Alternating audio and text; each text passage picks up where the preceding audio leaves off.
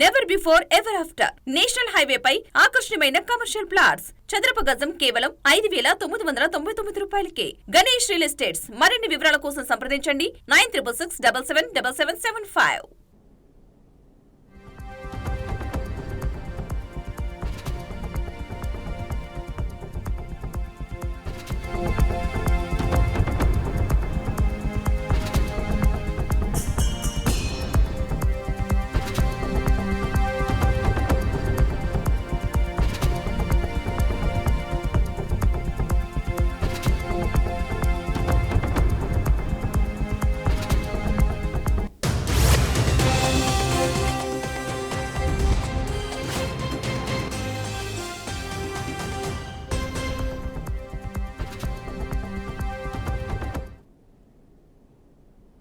ఇక డీటెయిల్స్ చూస్తే హైదరాబాద్ లో కురుస్తున్న భారీ వర్షాల నేపథ్యంలో సీఎం రేవంత్ రెడ్డి ఆకస్మికంగా పర్యటించారు. అమీర్పేట్లోని గంగూబాయి బస్తీలో, బల్కంపేట్లోని ముంపు ప్రాంతాలను సీఎం రేవంత్ పరిశీలించారు. వరద ప్రభావంపై హైడ్రా కమిషనర్ సహా ఇతర అధికారులను వివరాలు అడిగి తెలుసుకున్నారు. బస్తీలలోని డ్రైనేజీ వ్యవస్థలను సీఎం పరిశీలించారు.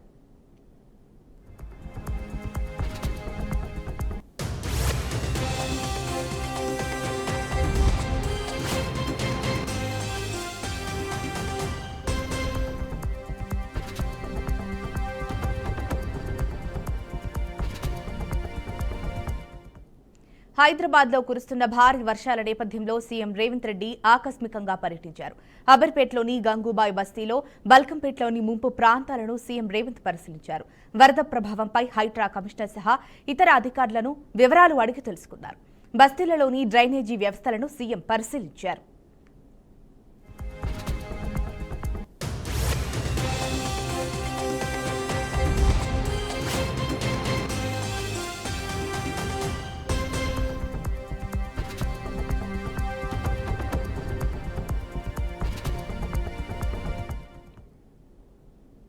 ముఖ్యమంత్రి చంద్రబాబు ప్రజాస్వామ్య విరుద్ధంగా, అరాచకంగా వ్యవహరిస్తున్నారని వైసీపీ అధినేత జగన్ తీవ్ర ఆరోపణలు చేశారు. కుట్రలు, దాడులు, అబద్దాలతో అధికారాన్ని చేజిక్కించుకోవాలని చూస్తున్నారని మండిపడ్డారు.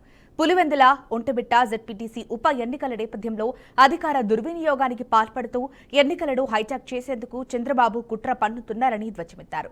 టీడీపీ గూండాలు, కొందరు అధికారులు, పోలీసులు కలిసి ఈ కుట్రను అమలు చేస్తున్నారని విమర్శించారు. చంద్రబాబు కుట్రపూరిత ప్రణాళికలను అమలు చేస్తున్నారని మండిపడ్డారు. ఉప ఎన్నికల నోటిఫికేషన్ వచ్చినప్పటి నుంచే పోలీసులు దౌర్జన్యాలు మొదలుపెట్టారు. గతంలో ఎలాంటి కేసులు లేని వారిపై కూడా బైండ్ ఓవర్ కేసులు పెట్టి వైసీపీ శ్రేణులను భయభ్రాంతులకు గురిచేస్తున్నారని ఆరోపించారు.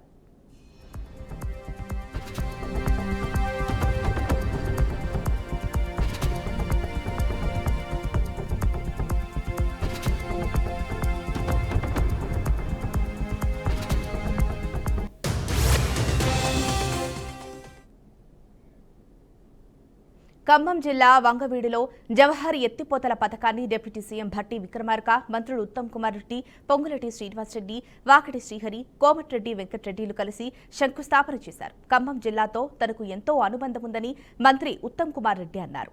జవహర్ ఎత్తిపోతల పథకం శంకుస్థాపన చేయడం ఎంతో సంతోషంగా ఉందని తెలిపారు. ఈ పథకం మధిరా నియోజకవర్గానికి గేమ్ చేంజర్ అని కొనియాడారు. ఈ పథకానికి 630 కోట్ల నిధులు మంజూరు అయినట్లు తెలిపారు.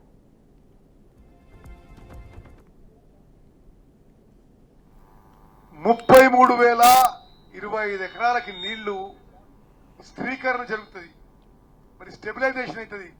ఖచ్చితంగా 33,000 ఎకరాలకి ఈ స్కీమ్ ద్వారా నీళ్లు రావడం ఇదెంతో సంతోషకరం అని చెప్పి నేను మనవి చేస్తున్నా.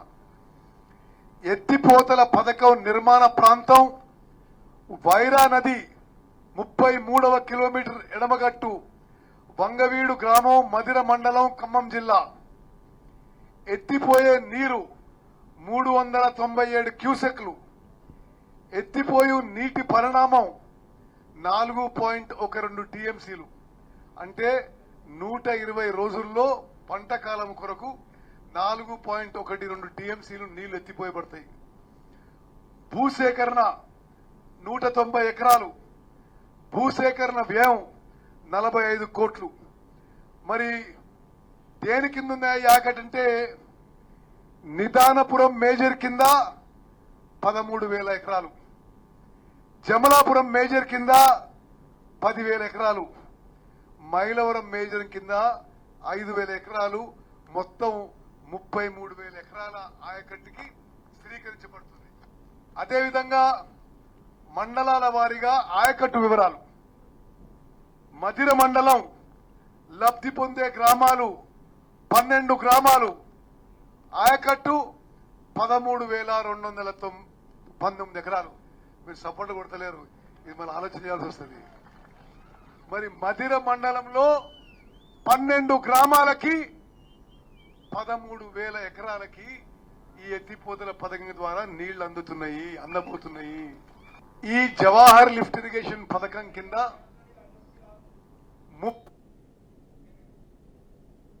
ఖమ్మం జిల్లా మధురలోని జవహర్ ఎత్తిపోతల పథకం స్థానిక ప్రజల భావోద్వేగానికి సంబంధించిన ప్రాజెక్ట్ అని డిప్యూటీ సీఎం భట్టి విక్రమార్క అన్నారు.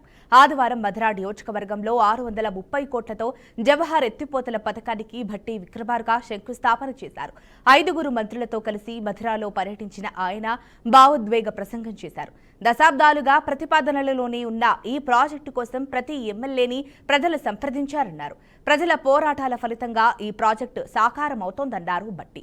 మనం ఎంతో అదృష్టవంతులమన్న ఆయన నీళ్ల కోసమే రాష్ట్రాన్ని ఏర్పాటు చేసుకున్నామన్నారు.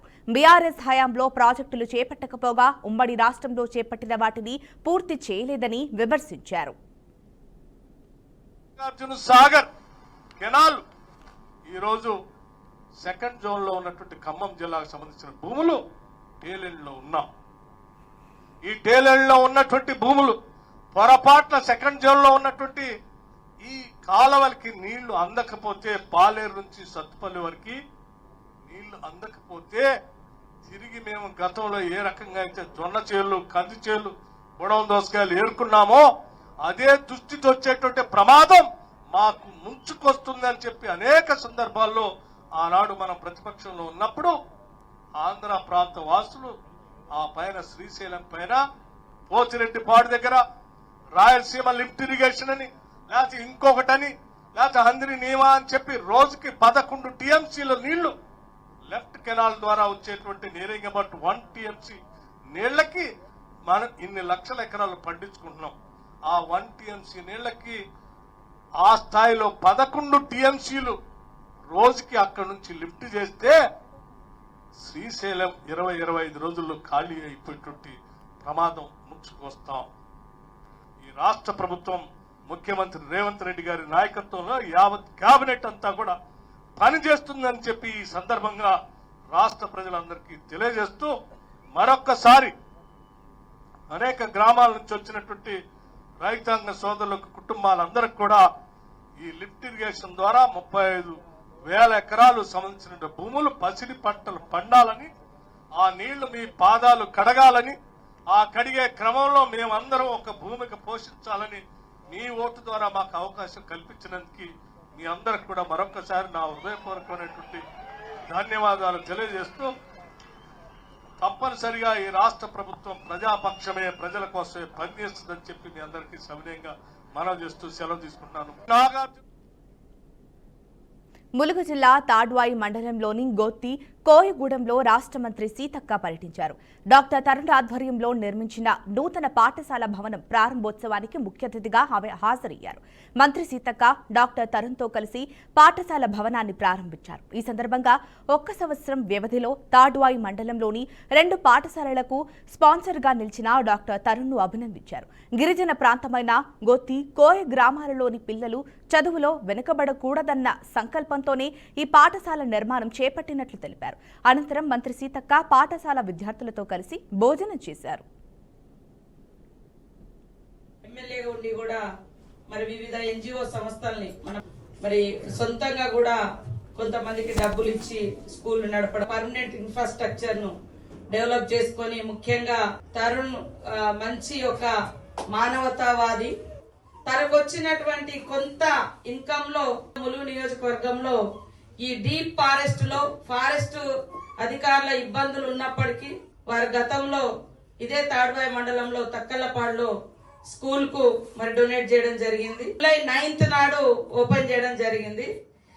ఇప్పుడు మరి ఈరోజు 10th ఆగస్టు 10th రోజు మళ్ళొక స్కూల్, అంటే విత్ ఇన్ 1 ఇయర్ లో 2 స్కూల్స్ కు స్పాన్సర్ చేసినందుకు ప్రత్యేకంగా తరుణ్ గారికి కూడా ఎప్పుడు మరి మా చేతనైన పద్ధతిలో మాకు ఉండే అవకాశాలను బట్టి మేము తోడుగా మీ కుటుంబ సభ్యుల్లా నేను ఉంటానని, సోదరిగా ఉంటానని కూడా ఈ సందర్భంగా తెలియజేస్తూ తిరుపతిలో భూమన కుటుంబం అనేక అక్రమాలకు పాల్పడిందని టీడీపీ జాతీయ ప్రతినిధి స్వచ్ఛాంధ్ర కార్పొరేషన్ చైర్మన్ పట్టాభి ఆరోపించారు.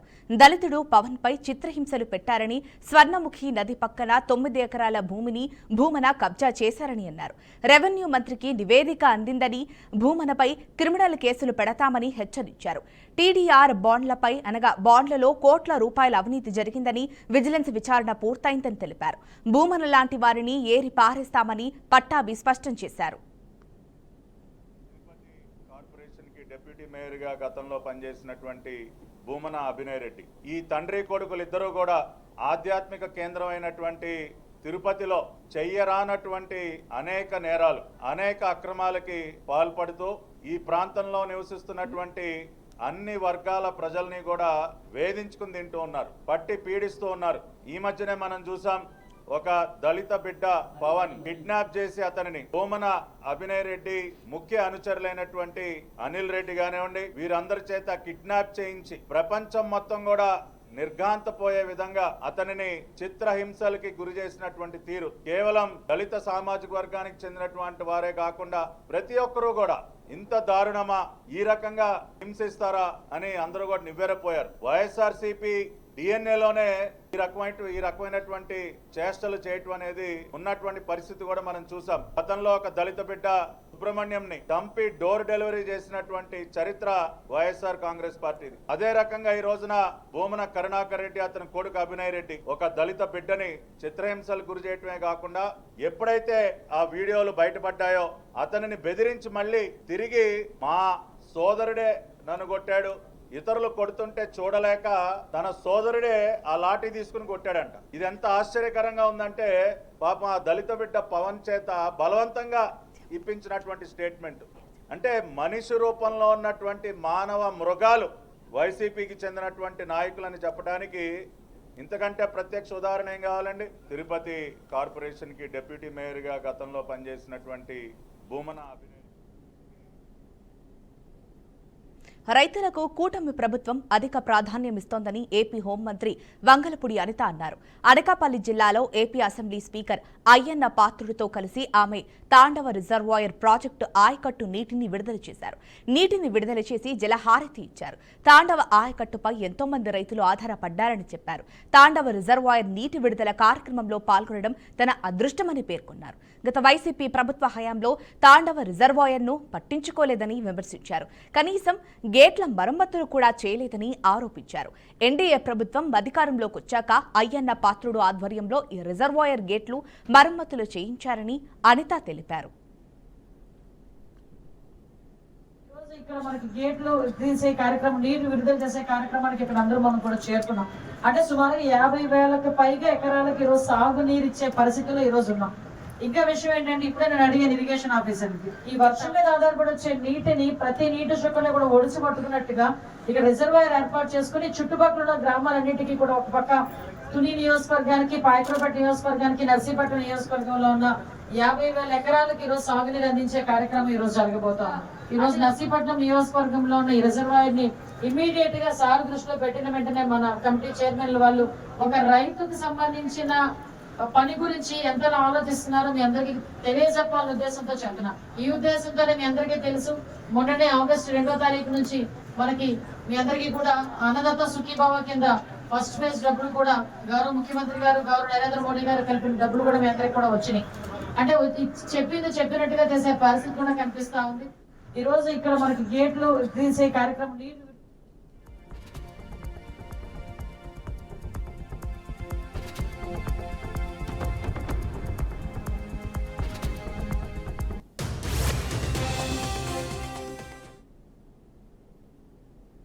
మాజీ హోంశాఖ మంత్రి మైలవరం ఎమ్మెల్యే వసంత నాగేశ్వరరావు మాజీ మంత్రి కందూరు జానారెడ్డికి స్వాగతం పలికారు.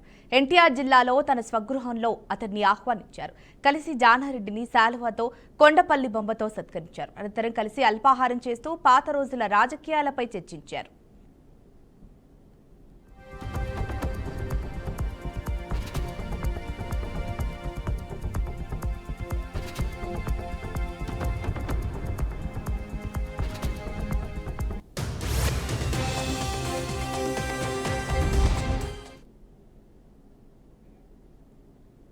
విశాఖ మధురవాడ ప్రభుత్వ పీహెచ్సీలో వైద్య సేవలు రోజురోజుకు సన్నగిల్లుతున్నాయి. ప్రధాన వైద్యాధికారి డాక్టర్ దీపికారాణి వైఖరితో రోగులు ఇబ్బందులు పడుతున్నారు. సిబ్బంది హాజరు కాని పరిస్థితుల్లో ఆసుపత్రి పనితీరు దెబ్బతింటోంది. పలుమార్లు డిహెచ్ఎంఓ షోకాజ్ నోటీసులు ఇచ్చినా మార్పు రాలేదు. అధికారులు చర్యలు తీసుకుంటేనే రోగులకు సరైన వైద్యం అందుతుందని స్థానికులు కోరుతున్నారు.